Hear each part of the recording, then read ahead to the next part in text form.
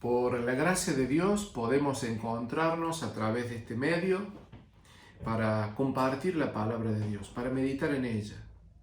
La Biblia es un libro único. No hay dos como la Biblia. Es un libro único porque en ella, en sus páginas, contiene los misterios de las profundidades del corazón de Dios.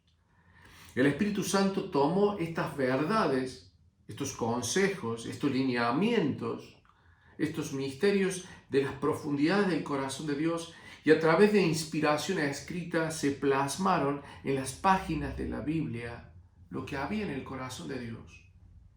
La Biblia, algunos salmistas dicen que es el alimento para nuestra alma. Es dulce a nuestro paladar porque la Biblia es el alimento para nosotros. La Biblia también dice que es como una lámpara que ilumina el camino, nos indica a dónde debemos poner nuestros pies. Y también la Biblia es como si fuera una brújula. La Biblia es el libro de Dios. Y como nuestro Dios es un Dios que nos ama, que nos quiere en sobremanera, que busca lo mejor para nosotros, en la Biblia están los consejos para que nosotros podamos ser bendecidos. Leer la Biblia, entender la Biblia y vivir la Biblia es bueno para nosotros. Es recomendable para nosotros vivir la Biblia. En sus páginas están los consejos de cómo debemos hacer para estar bien. Porque acercarnos a Dios nos bendice a nosotros, a nuestras familias, a nuestros seres queridos, a los que no conocemos. La Biblia es un libro que trae bendición para aquel que la lee y la vive. Porque ahí están las buenas intenciones de Dios para nosotros. Dios nos creó y en su libro escribió todas aquellas cosas y consejos y límites que nos van a hacer bien a nosotros. En la Biblia hay personajes en donde nos sentimos reflejados, donde algunos de ellos los consideramos ejemplos. En esta oportunidad quisiera considerar algunos personajes, principalmente adolescentes y jóvenes, porque tenemos mucho que aprender, a pesar de que ellos son de muy corta edad.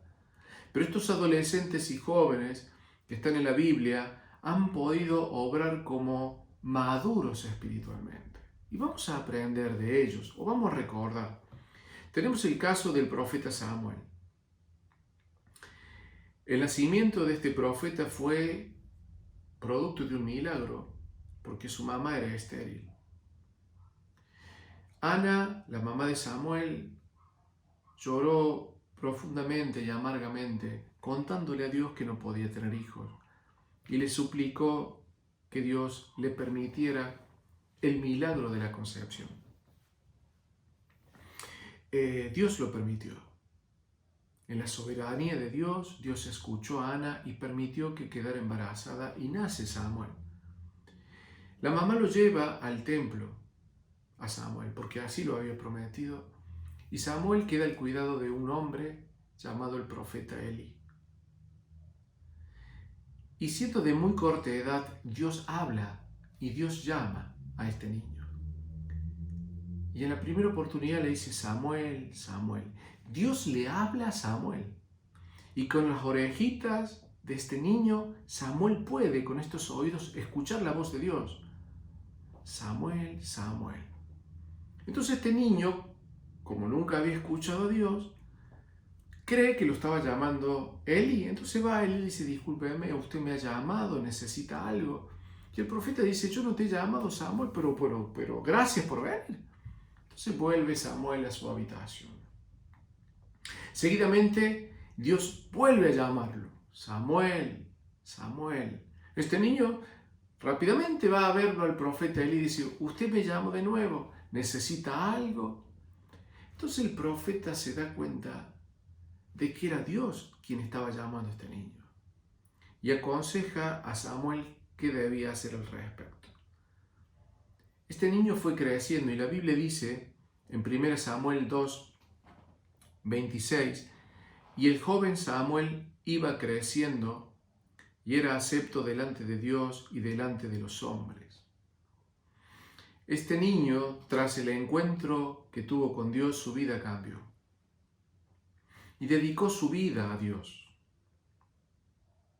Y esta relación con Dios hizo que Samuel creciera en obediencia a Dios. Y Dios aprobaba lo que él decía, lo que él pensaba, lo que él decidía. Ser acepto delante de Dios significa que Dios estaba de acuerdo y le complacía y aprobaba la vida de Samuel. Porque su vida, sus decisiones estaban acorde a la voluntad de Dios. Pero también delante de los hombres, el pueblo, sus vecinos, sus conocidos, valoraban la vida de Samuel. Cómo se comportaba este niño. Así que el niño era aceptado por Dios y por los hombres. Otro texto dice, y Samuel creció y Jehová estaba con él. Jehová es Dios. Jehová estaba con él y no dejó caer a tierra ninguna de sus palabras. Dios estaba con Samuel. Siempre. Desde el templo, desde su nacimiento, hasta el final de sus días. Y incluso hoy Dios está con Samuel. Qué hermoso es estas palabras. Jehová estaba con él y no dejó caer ninguna de sus palabras a tierra. Dios respaldaba a Samuel. Estaba con él y avalaba sus palabras. Otro versículo dice, y todo Israel desde Dan hasta Beerseba conoció que Samuel era fiel profeta de Jehová. El final de sus días pudieron reconocer que este niño, que luego fue un hombre, fue un fiel profeta a Dios. Fiel significa que respetó lo que Dios le mandó a hacer. Fiel significa que conocía la voluntad de Dios y obraba en consecuencia para agradar a Dios. Pero la vida de Samuel tuvo un inicio. Esta fidelidad, esta aceptación de Dios y con los hombres tuvo un inicio y fue el encuentro que tuvo con Dios. Un antes y un después de la vida de Samuel. Tenemos también, por ejemplo, la historia de David, del rey David, del gran y amado David. Él era un pastorcito de ovejas, el menor de sus hermanos, que su padre lo enviaba al cuidado de las ovejas. Y resulta que en una oportunidad se produce una guerra entre los filisteos y los israelitas. Miles contra miles. Se habían reunido en un campo de batalla y acá estaba el ejército filisteo, el ejército israelita, pero todavía no se habían trabado en lucha. Simplemente un gladiador, un guerrero, un paladín de los filisteos salió y le decía, de los soldados de Israel envíen a uno que luche contra mí. Uno contra uno. Un soldado filisteo contra un soldado israelita. Este filisteo, su nombre era Goliat, era un gigante y medía más de 3 metros. Por supuesto que ninguno de los soldados de Israel quería pelear con Goliat. Y Goliat aprovechó de esto y provocó una y otra vez a los ejércitos de Israel y también al Dios de Israel. Mientras sucedía esto, Isaí, que era el papá de David, lo llama y dice, David, ¿por qué no vas a visitar a tus hermanos que están en la guerra y llévale alimento, llévale pan, llévale un poquito de cosas para que ellos puedan comer? Entonces David toma este alimento y lo lleva al campo de batalla. Todavía la lucha no había comenzado. Y mientras David estaba allí dándole estos alimentos a sus hermanos, sale Goliat y vuelve a provocar al ejército de Israel. David lo escucha. La edad de David, 15, 16, 17, 18 años. Era un adolescente. Estamos hablando de un joven. Escucha a David las palabras ofensivas, provocativas del guerrero Goliat. Y le llama la atención que ninguno de los soldados de Israel quiere luchar con él. Entonces David pregunta, ¿nadie va a luchar contra este hombre que nos está provocando y está ofendiendo a Dios y a su ejército y a su pueblo? Entonces David dice, yo voy a luchar con él. Sus hermanos se enojan por este comentario. Pero las palabras de David llegan a oídos del rey de Israel, que en ese momento era Saúl. Entonces dice, rey, hay alguien que quiere pelear contra el gigante. Entonces Saúl dice, tráiganmelo. Imagino que Saúl esperaba a un guerrero, a un hombre con armadura, escudo y espada. Pero la sorpresa fue que cuando se presentó quien quería luchar con Goliat, era un niño. Era un adolescente. Entre la línea entre adolescente y joven, se presenta ante el rey. El rey lo mira, el resto de los que estaban presentes lo miran. Y dijeron, ¿este niño va a pelear contra un soldado? ¿Contra un hombre? Dice 1 Samuel 17:31. Fueron oídas las palabras que David había dicho y las refirieron delante de Saúl el rey, y el rey lo hizo venir. Cuando llega David delante del rey, David dice estas palabras. Mire, primera sorpresa, un pastorcito queriendo luchar contra un soldado. Segunda sorpresa, las palabras de David. ¿Por qué David dice? No desmaye el corazón de ninguno a causa de él era el filisteo. Tu siervo, haciéndose mención de sí mismo, tu siervo irá y peleará contra este filisteo. Entonces, este pastorcito le dice al rey, parafraseando, ¿no? Haciendo uso de mis palabras, dice, haciendo uso de las palabras de David, mire rey, no tenga miedo y no desmaye ni usted ni ninguno de los miles de la tropa de Israel, porque yo, su siervo, voy a pelear contra el gigante. El rey lo habrá mirado a David y habrá dicho, ¿qué está diciendo este muchacho? Y seguramente en los presentes habrán pensado, este joven no sabe lo que dice. Algunos habrán dicho que estaba desquiciado. Otros habrán pensado, quiere un momento de fama, un momento de gloria, un momento de reconocimiento social. Creo, hermanos, y me atrevo a decir que nadie consideró posible que este niño pudiera pelear y aún vencer al gigante. Entonces Saúl le dice Saúl a David, no podrás tú ir contra aquel filisteo para pelear con él porque tú eres un muchacho, tú eres un adolescente y él es un hombre de guerra desde su juventud. Entonces el rey le dice, no puedes ir a pelear, tú eres un niño, eres un muchacho y él es un hombre de guerra y que desde niño participa en las guerras. Tú no tienes las condiciones ni las experiencias para hacerlo. Entonces el joven David le va a responder a Saúl que Saúl se equivoca.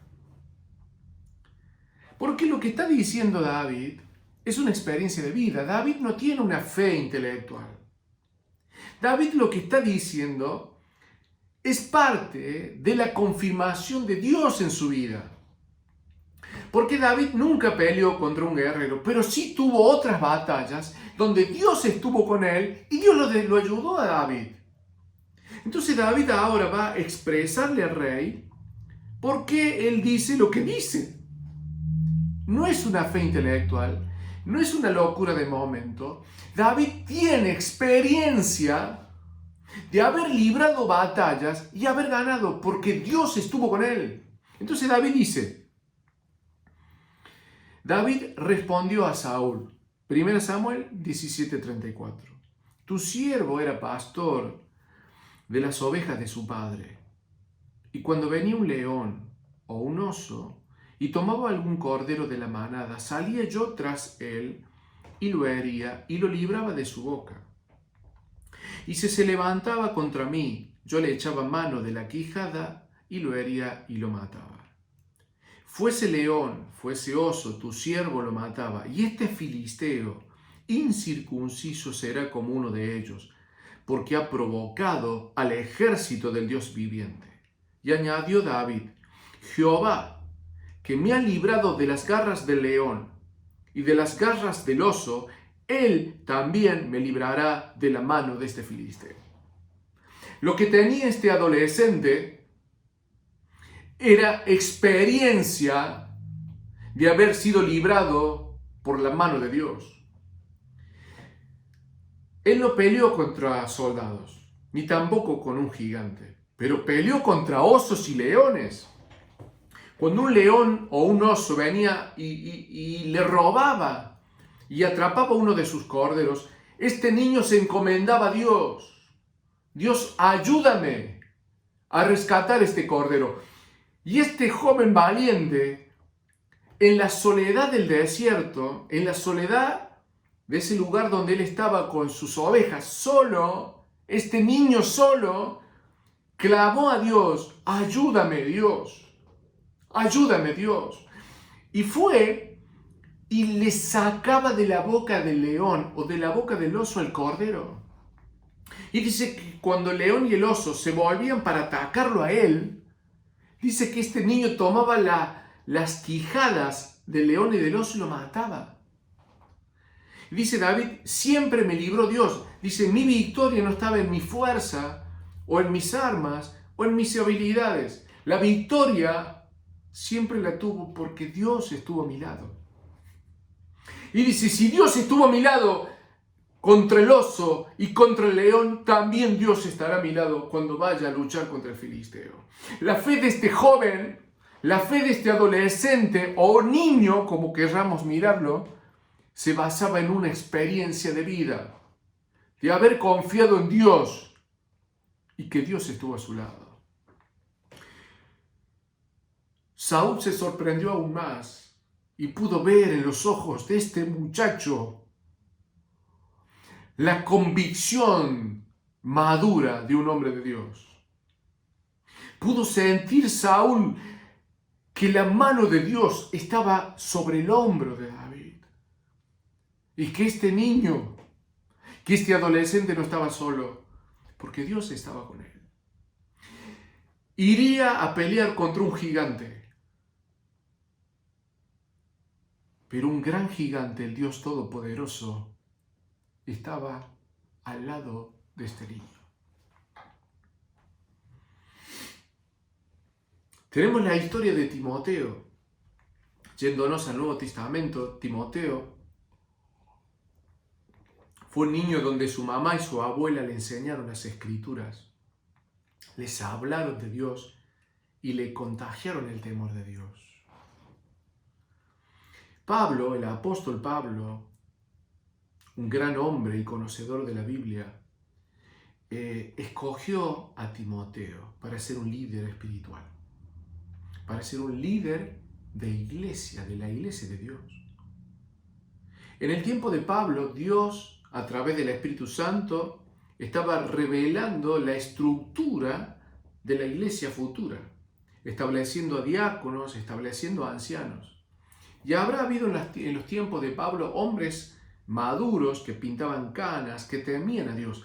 Pero Pablo vio algo en Timoteo y lo comienza a pastorear y a formar para ser un líder de la iglesia. Por eso, Pablo le dice a Timoteo, en el capítulo 4, de versículo 12 de la primera carta, dice, ninguno tenga en poco tu juventud, sino sea ejemplo de los creyentes en palabra, en conducta, en amor, en espíritu, en fe y pureza.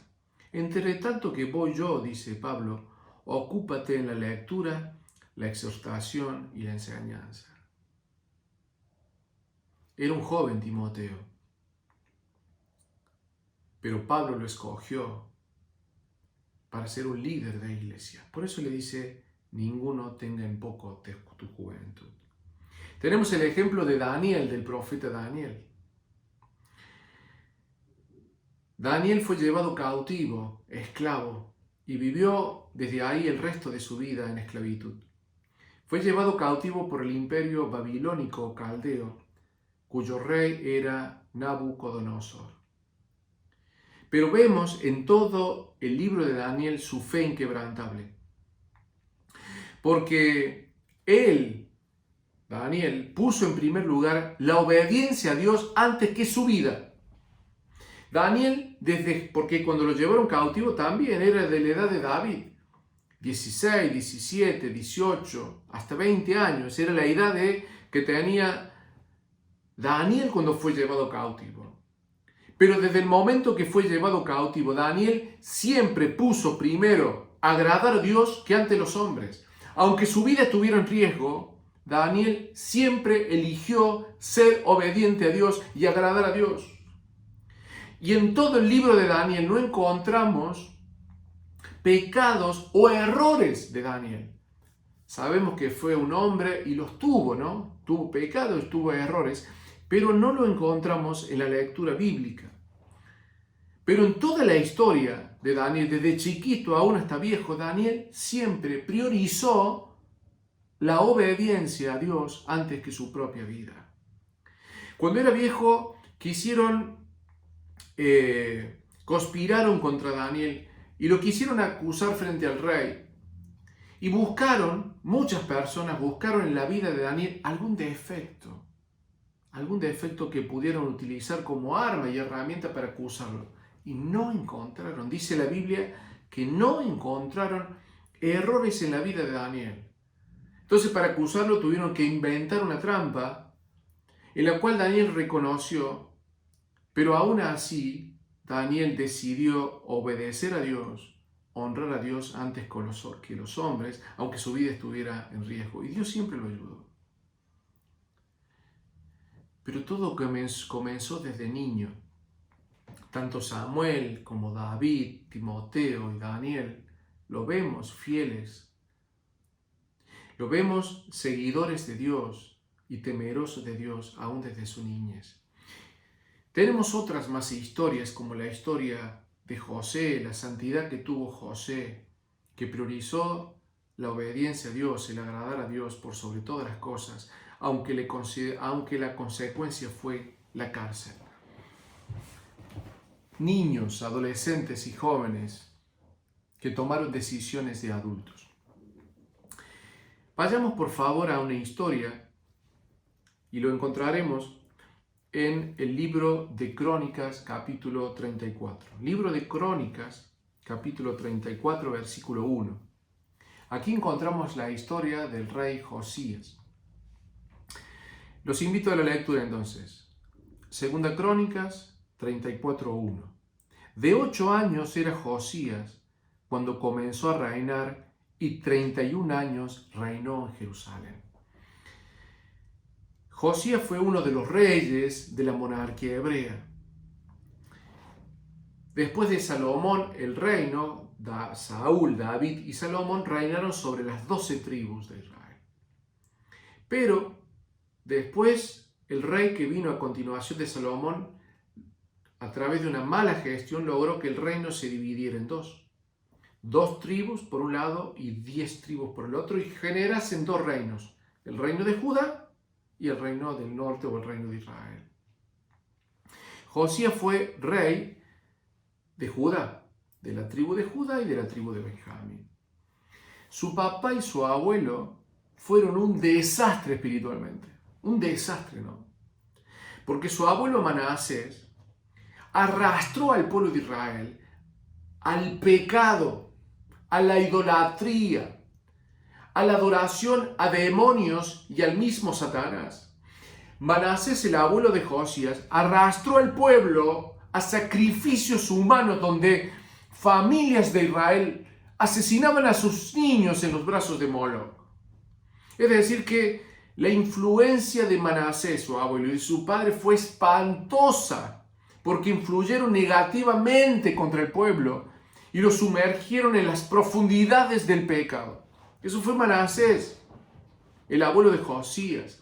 Al final de sus días, Manasés se arrepiente, pero ya era tarde. No podía hacer volver a un pueblo a Dios. Volvió él solo. El papá de Josías también fue un desastre, reinó muy poco tiempo, murió joven. Es por eso que aquí, este imperio, el rey que seguía a continuación era Josías y tenía 8 años.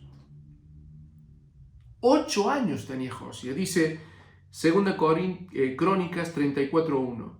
De 8 años era Josías cuando comenzó a reinar y 31 años reinó en Jerusalén. Este rey murió joven, murió a los 39 años. A los 8 años comenzó a reinar y reinó 31, es decir, vivió 39 años. ¿Qué dice la Biblia sobre la vida de este joven rey? En el versículo 2 dice, y este hizo lo recto ante los ojos de Jehová, y anduvo en los caminos de David su padre, sin apartarse a la derecha ni a la izquierda. Esta es la vida. Este es el resultado, el resumen de la vida de Josías. Su abuelo un desastre, su papá también otro desastre espiritualmente. Hombres de pecado. Pero Josías no fue así. Josías fue la excepción. Su padre y su abuelo hicieron lo malo delante de Dios, pero Josías no. Josías hizo lo recto ante los ojos de Dios. Y no se desvió ni a la derecha ni a la izquierda de lo que Dios le enseñó. Entonces, ¿cómo puede ser que teniendo un padre y un abuelo que son malos ejemplos espirituales, puede salir un nieto o un hijo todo lo contrario? Su padre y su abuelo hicieron lo malo delante de Dios y Josías hizo lo bueno y lo recto. No se desvió ni a la derecha ni a la izquierda. Vamos a estudiar y vamos a ver sencillamente lo que la Biblia nos enseña. Dice el versículo 3 de 2 Crónicas 34.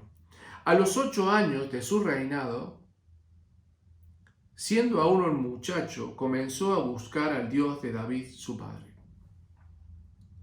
Dice, a los 8 años de su reinado, es decir, si él comenzó a reinar a los 8 años más, Josías tenía 8 más 8, 16. A los 8 años de su reinado, es decir, a los 16 años de su vida. Y el escritor dice, siendo aún un muchacho, era un adolescente. Mi hijo Ezequiel, a quien amo, tiene 16. Tiene la edad, Josías tuvo la edad de la que hoy tiene mi hijo. 16 años, un adolescente. Y dice que a los 16 años comenzó a buscar al Dios de David su padre. Su padre no fue David, fue Amón, y su abuelo fue Manasés.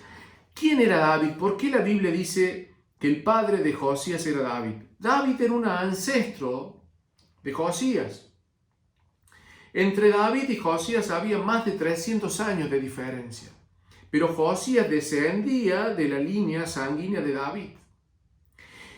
Y dice que Josías comienza a buscar al Dios de David, su padre.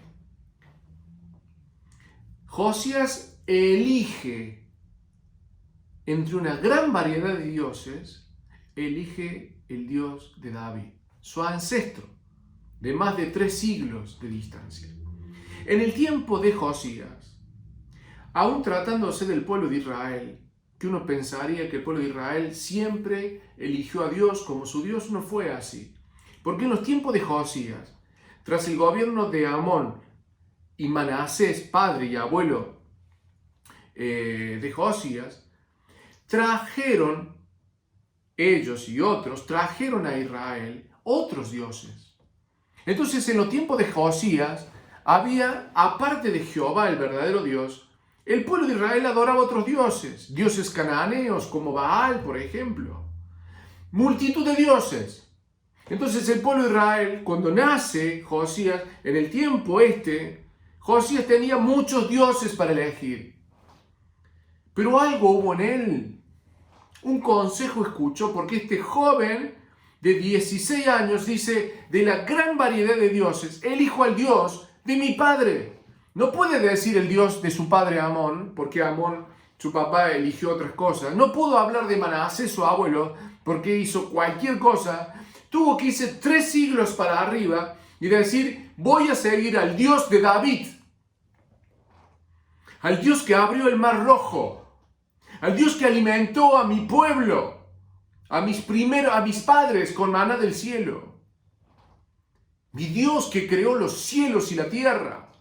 El Dios de David va a ser mi Dios. Hermanos, a los 16 años, él comienza a buscar a Dios. Y uno dice, ¿qué significa buscar a Dios este verbo? Se menciona aquí y nada más, algo cortito, son estas palabras nomás. pero tiene un alto significado porque a los 16 años, el hecho de que Josías buscase a Dios fue la clave para el resto de su vida. Porque las decisiones son como semillitas. Las decisiones son como semillas que uno siembra y que luego crece una plantita y da frutos. Los frutos serán el resultado de las decisiones que hemos tomado. Los frutos siempre están relacionados con el tipo de semilla. De acuerdo a la semilla serán los frutos. Este adolescente de 16 años eligió conocer al Dios de su padre.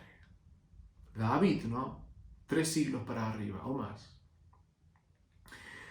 Lo que vino a continuación fueron frutos espirituales. Miren, ¿por qué buscó Josías a Dios? No lo dice. Pero seguramente su mamá, los sacerdotes,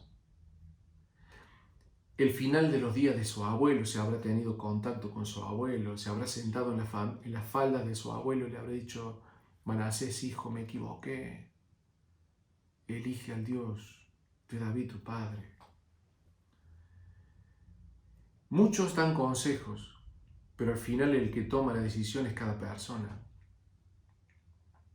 En la multitud de consejeros está la sabiduría, si es que se escuchan los consejos de los sabios. Mi madre me dio muchos consejos y sanos consejos, pero dependía de mí de seguirlos o no. Siempre debemos escuchar los consejos de aquellos que nos aman. Porque quienes me amaron, mi papá, mi mamá, mi nona, mi tío, mi esposa, aún hoy mis hijos, que son personas que me aman, siempre me aconsejarán para bien y debemos escucharlos. De alguna manera, este joven Josías escuchó los consejos y eligió correctamente. De la multitud de dioses, eligió a Jehová, el verdadero Dios. Esa fue la semilla. Esta decisión fue una semilla que luego produjo frutos a lo largo de su vida. Por eso podemos decir que él hizo lo recto delante de los ojos de Dios. Y no se desvió ni a la derecha ni a la izquierda. Pero todo ese resultado de vida tuvo un inicio. Y fue aquí, a los 16 años, donde él voluntariamente elige y decide conocer al verdadero Dios. Luego siguen una serie de fechas que quisiera tener en cuenta. Los invito a ir, esta historia está en Reyes y Crónicas, los invito a ir por favor a la lectura de Segunda Reyes, capítulo 22, versículo 1. La misma historia, esta historia, se encuentra también en Segunda Reyes, capítulo 22, versículo 1. Que aquí vamos a tomar pedacitos de ambos libros. En el versículo 3 de Segunda Reyes 22 dice: a los 18 años del rey Josías, a los 18 años del rey Josías, dice el capítulo 22, versículo 3. Es decir, a los 18 años, él a los 16 comenzó a buscar a Dios, y a los 18 años de su vida, es decir, a los 10 años de su reinado, 8 más 10, 18, a los 18 años, él hace algo extraordinario. Siguen los versículos, dice que él a los 18 años, a los 16 comienza a buscar a Dios. Y a los 18 vemos el resultado de esta búsqueda, los primeros frutos de esta búsqueda, porque Josías a los 18 años ve el templo de Dios, ve la casa de Dios que estaba arruinada y tiene el deseo de repararla. La casa de Dios, este templo, es el que construyó Salomón. Como Josías era el rey de Judá, estaba en Israel. Y en Israel estaba el templo que Salomón construyó. David tuvo el deseo de construir el templo y que luego lo lleva adelante el hijo de David llamado Salomón. Pero a través de estos siglos, la belleza de este santuario, la belleza de este templo, de esta casa de Dios, fue destruida y arruinada. Y ahora en los tiempos de Josías, la casa de Dios tiene grietas y necesita trabajo de albañilería, de carpintería, trabajo en piedras. Lo que me llama a mí la atención es que Josías, a los 18 años, valora las cosas de Dios. Porque hay elementos materiales que nosotros separamos y son para Dios. Como por ejemplo la ofrenda. Yo separo la ofrenda, mis hermanos separan la ofrenda es algo dedicado a Dios. En este caso, Josías ve el templo que está sucio, con grietas, arruinado, y dice, pero si este es el templo donde se servía al Dios vivo. Este es el templo donde se llenaban de las canciones y las alabanzas, donde se enseñaban las escrituras. ¿Cómo puede estar tan arruinado? Y se despierta en Josías un sentido de respeto por las cosas sagradas. Esto es el fruto de aquella primera semilla a los 16 años de haber elegido conocer a Dios. El respeto por las cosas que pertenecen a Dios.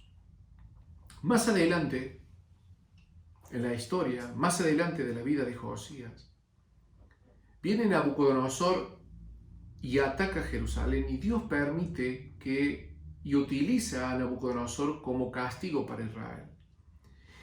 Cuando Nabucodonosor ataca, destruye este templo y lleva los utensilios que estaban en el templo. Utensilios son tazas, vasos, cucharas que se utilizaban en el servicio del templo, pero eran dedicados a Dios.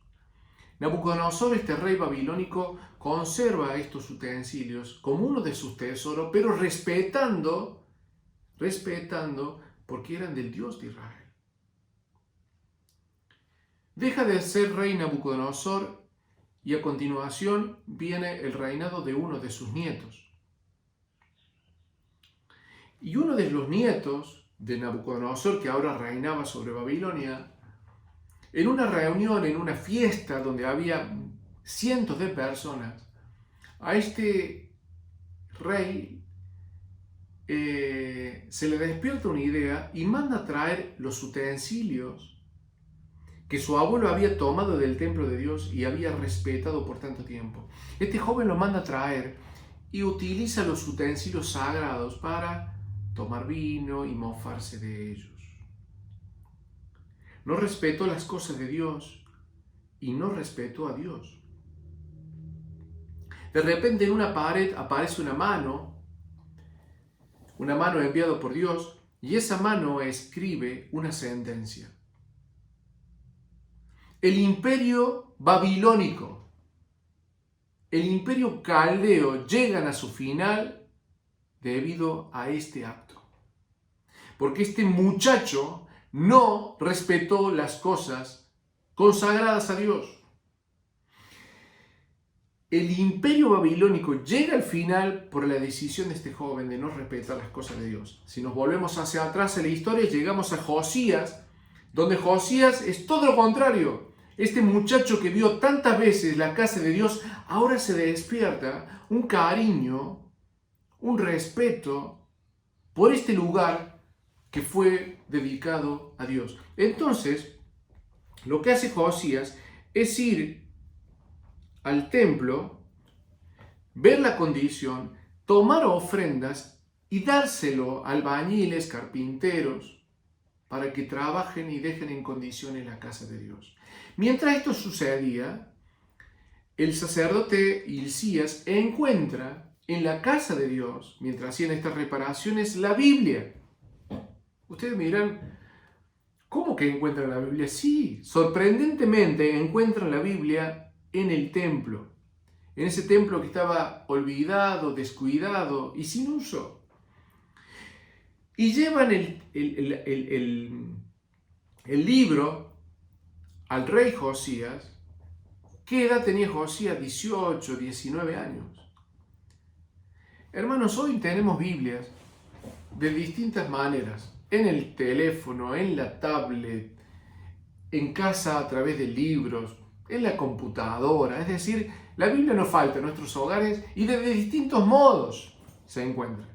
Pero en el tiempo de Josías, donde no existía la imprenta, donde no existía lo virtual, tener un libro era prácticamente algo muy costoso y solamente el privilegio de pocos.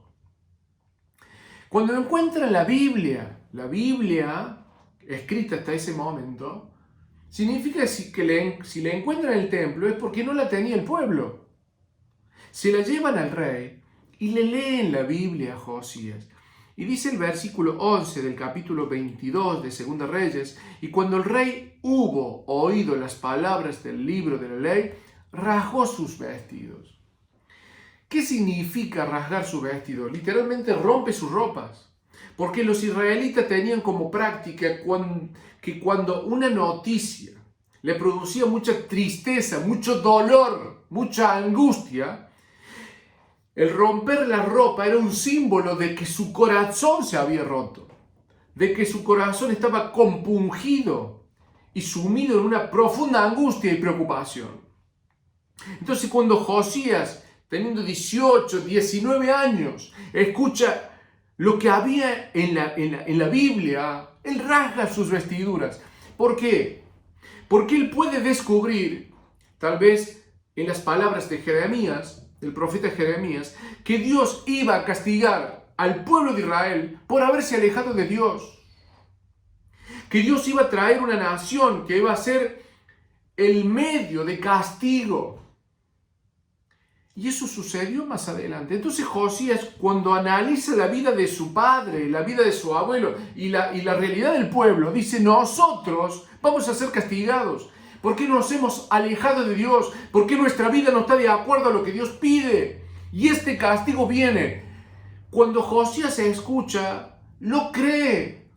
Lo cree. Entonces Josías, muy preocupado, llama a algunos y los envía que vayan a visitar a una profetisa de Dios, para que le pregunte a Dios qué debe hacer. Visitan a la profetisa y Dios habla a la profetisa y dice: llévenle este mensaje a Josías.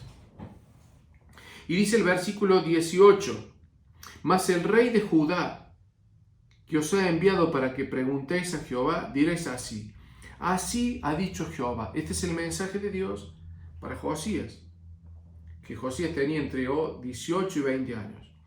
Así ha dicho Jehová, el Dios de Israel: por cuanto oíste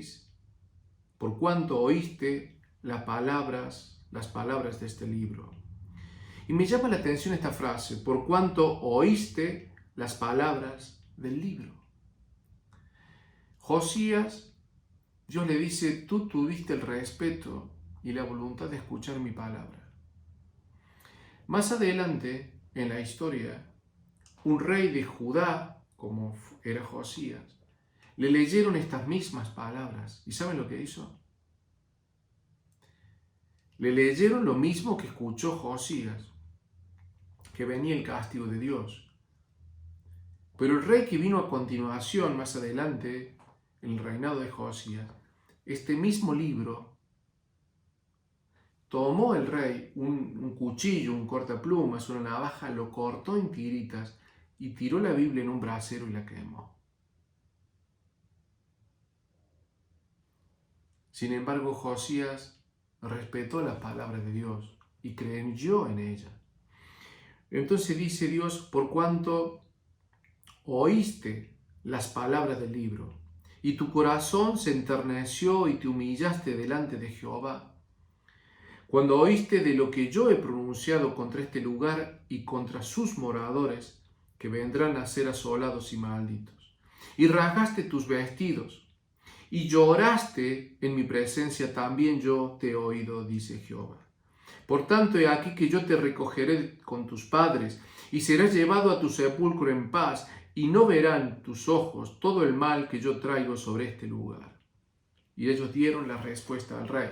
Significa que cuando el rey Josías escuchó la palabra de Dios, esta sentencia tan difícil de escuchar, este castigo tremendo que Dios traería al pueblo porque el pueblo se alejó de Dios, Josías llora delante de la presencia de Dios. Dice que su corazón se hace tierno. El corazón no es el órgano acá, sino su ser interior. Se hace tierno, pierde la forma, se debilita, se humilla delante de Dios, rasga sus vestidos y llora delante de Dios. Llora porque lo que él ha leído es verdad. Y llora porque sabe que su pueblo se ha portado mal y es justo ser castigado, y él llora. ¿Y él llora? Dios, viendo la conducta de Josías, Dios le manda a decir, debido a esta reacción tuya, sincera y honesta, yo te prometo que tus ojos no verán el castigo. Irás al sepulcro en paz y nunca verás lo que yo prometí contra este pueblo, porque tú, cuando escuchaste mi palabra, cuando escuchaste mi mensaje, lo creíste, te arrepentiste y lloraste. Fíjense, 18, 19 años tenía Josías y trajo bendición a todo un pueblo. Porque Dios prometió que no verían los ojos de Josías este desastre, esta calamidad y este juicio de Dios. Pero Josías era un rey. Así que no lo vería Josías, su familia y su reino. Así que por la bendición de Josías, su familia y todo un reino fue bendecido. Frutos espirituales. Posteriormente Josías junta a todo el pueblo.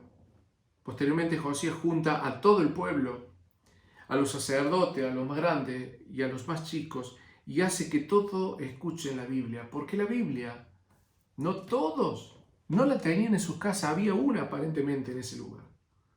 Y Josías dice, la Biblia ha sido de bendición para mí, ha sido bueno para mí, lo voy a compartir.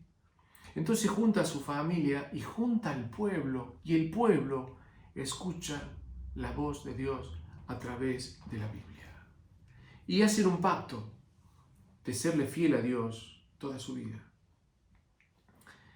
A los 8 años comenzó a reinar. A los 16 años empieza a buscar a Dios para conocerle. A los 18 años comienza a restaurar la casa de Dios. Se despierta un sentido de respeto por las cosas sagradas de Dios.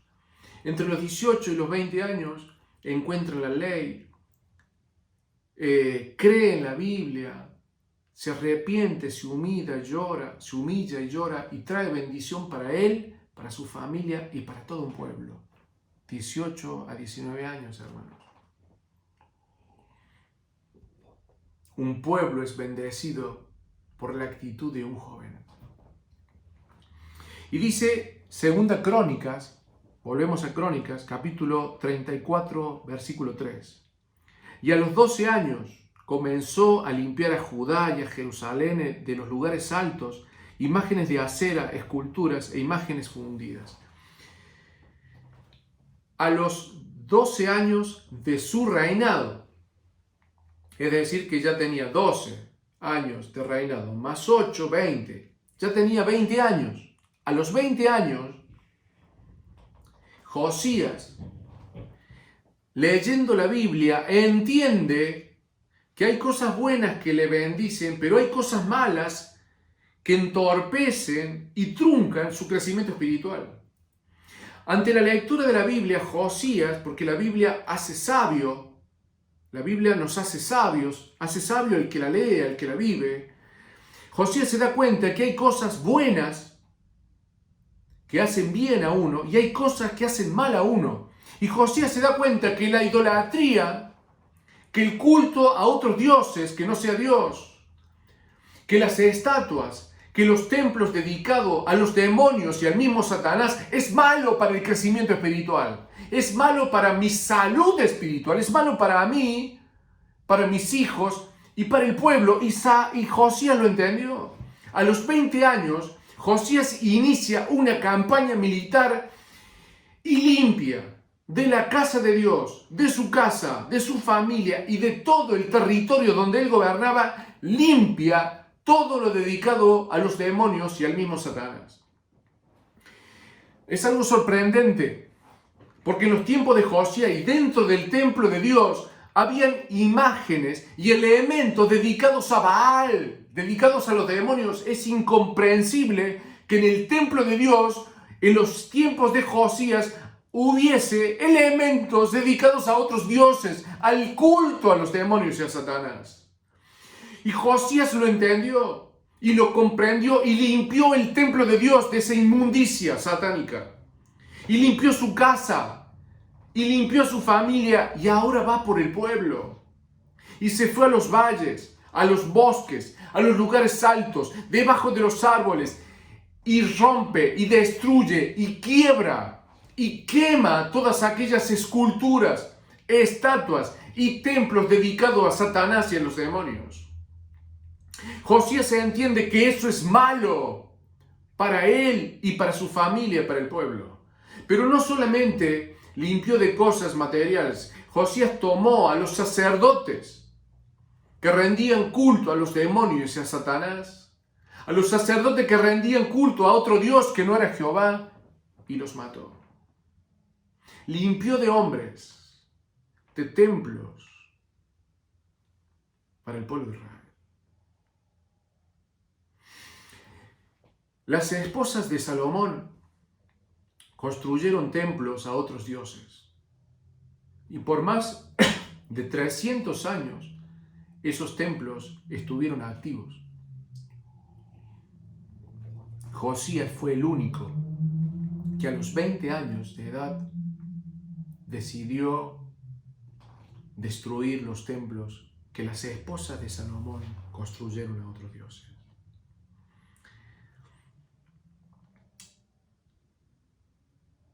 Esto, hermanos, esta decisión a los 20 años de Josías me lleva a pensar a mí, ¿qué hay en mi vida que puede entorpecer, que pueden truncar y que pueden afectar en mi vida, en mi crecimiento espiritual?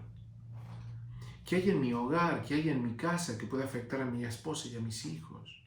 ¿Qué hay en mi teléfono, en mi tablet, en mi computadora que puede afectarme? ¿Qué hay en mi corazón? Yo creo, hermanos, que debemos, con esta prontitud y con esta contundencia, arrancar de nuestra vida aquellas cosas que están fuera de nosotros y en nosotros que entorpecen nuestra salud espiritual.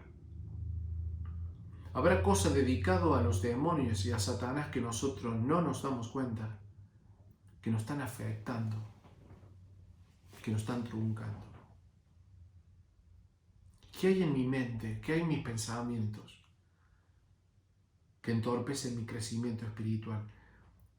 A los 20 años, Josías purificó físicamente su reino de todas estas cosas dedicadas a los demonios y al mismo Satanás.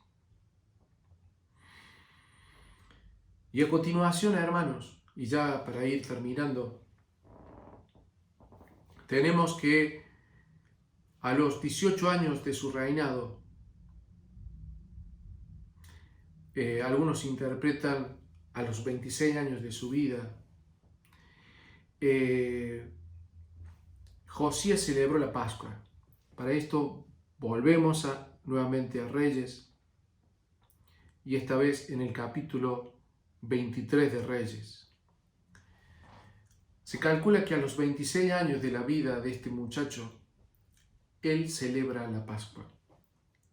Y dice, no había sido hecha tal Pascua desde los tiempos en que los jueces gobernaban a Israel, ni en todos los tiempos de los reyes de Israel y de los reyes de Judá. Segunda Reyes 23-22. Dice que la Pascua que hizo Josías hacía mucho tiempo que no se celebraba, pero la calidad de la Pascua la realizó de corazón, con sentimientos, sinceramente, honestamente celebró la Pascua Josías. ¿Qué es la Pascua? La Pascua fue instituida por Dios y es la recordación cuando Dios libra al pueblo de Israel de Egipto. La última plaga de Egipto fue la muerte de los primogénitos.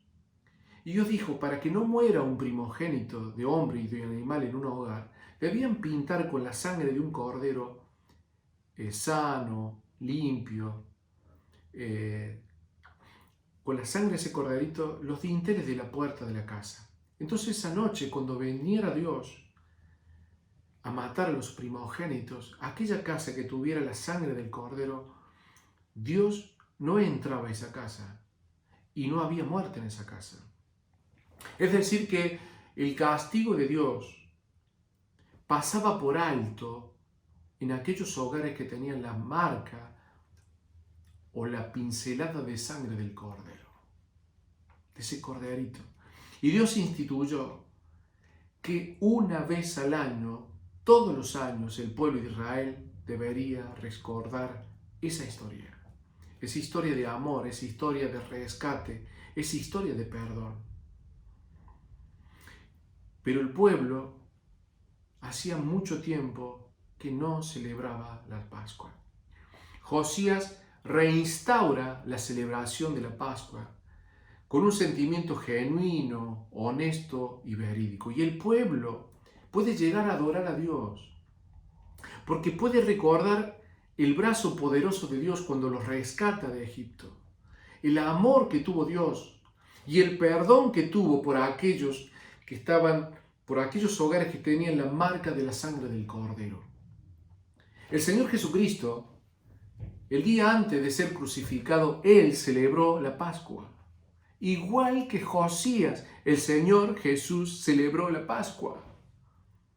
Nosotros hoy recordamos la Pascua, celebramos la Pascua, no solamente en Semana Santa, en mi iglesia lo hacemos todos los domingos. Todos los domingos recordamos y celebramos la Pascua. No como la celebró Josías, porque Josías celebraba el rescate del pueblo de Egipto, el pueblo de Israel en territorio de Egipto. Josías celebraba la Pascua con la sangre del cordero, de esos corderitos. Pero nosotros, domingo tras domingo, celebramos la Pascua del verdadero Cordero de Dios. Porque la sangre de Cristo es la sangre del Cordero, porque Jesucristo es el verdadero Cordero que con su sangre trae perdón. Porque así como en aquellos hogares Dios pasó por alto el juicio, porque vio la sangre de los corderitos, Dios en el futuro, por aquellos, pasará por alto el castigo del infierno. ¿Por qué? Porque a todos aquellos que hemos creído en Jesús como nuestro Salvador, esa sangre nos librará del castigo eterno. Josías celebraba la Pascua mirando hacia Egipto. Nosotros celebramos la Pascua mirando a Jesucristo, al Cordero de Dios que fue crucificado y que resucitó al tercer día y que ahora está a la diestra de Dios. En el tiempo de Egipto, las puertas fueron pintadas con sangre. Hoy, la sangre de Cristo pinta los corazones de aquellos que creen en Él. Yo, hermano, en mi corazón, en mi cuerpo, en mi ser, he sido bañado y rociado por la sangre de Cristo. La sangre que me ha traído perdón, una nueva vida y que me ha limpiado de mis pecados. Esta sangre rociada en mí me librará del castigo eterno en el infierno. Qué importante es entonces celebrar la Pascua. Por eso domingo tras domingo nosotros decidimos hacerlo así. Juntos, a través del pan simboliza el cuerpo de Cristo y a través del vino la sangre que Él derramó. Y agradecemos por el rescate, y agradecemos por el perdón, y agradecemos por tan grande amor. Y terminamos con la historia de Josías. Y dice el versículo 25, no hubo otro rey antes de él que se convirtiese a Jehová de todo su corazón, de toda su alma y de todas sus fuerzas, conforme a toda la ley de Moisés, y después de él nació otro igual. Leíamos al comienzo que decía, e hizo lo recto ante los ojos de Dios, y no se desvió ni a la derecha ni a la izquierda. Pero hoy leemos otra frase, no hubo antes de él, ni después de él un rey que se convirtiera a Dios con todo su corazón, con toda su alma y con todas sus fuerzas. Este joven, a los 16 años, eligió seguir a Dios y se entregó a Dios. ¿Cómo? Con todo su corazón, con toda su alma y con todas sus fuerzas. Josías, a los 16 años, elige conocer a Dios, elige a Dios como su Señor, le obedece, lo respeta y lo sigue. Y el resultado de su vida fue esto, frutos espirituales de bendición para él y para su pueblo. Y al final de sus días, en esa entrega, en esa conversión genuina de todo su corazón, alma y fuerzas, se resume en su vida, no hubo un rey antes de él ni después de él. Que la historia de la vida de Josías, este adolescente y este joven, como David, como Samuel, como Timoteo, como José, sean para nosotros ejemplos de tomar buenas decisiones. Las decisiones son como semillitas que se siembran y a consecuencia darán frutos. Los frutos están relacionados con la semilla. Hermanos queridos, seguir a Dios y vivir su palabra es bueno para nuestra alma. Es bueno para todos aquellos a quien nosotros amamos. Y bueno, hermanos, gracias por esta oportunidad. Que Dios les bendiga.